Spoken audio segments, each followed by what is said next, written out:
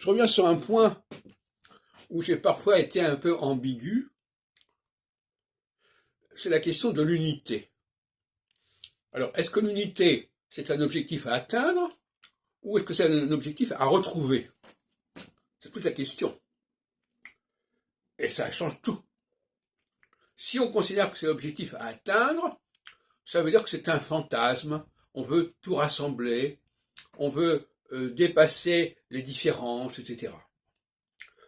Mais si c'est un objectif à retrouver, il s'agit de retrouver un état premier qui est unitaire, qui est unique.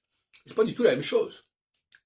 À ce moment-là, il y a une légitimité à rechercher l'unité. Il y a une légitimité à refuser les divisions, les frontières, les clivages de toutes sortes.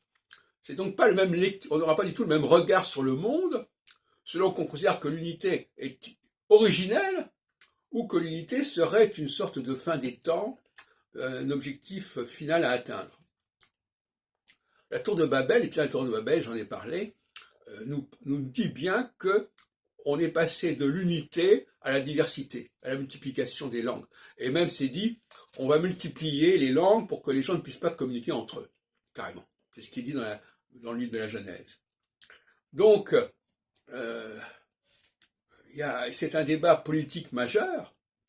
Quand on pense par exemple à la question des empires, les empires, et quand je dis empire, ça peut aussi être l'Union européenne, les empires c'est la nostalgie d'une unité perdue, d'un paradis perdu.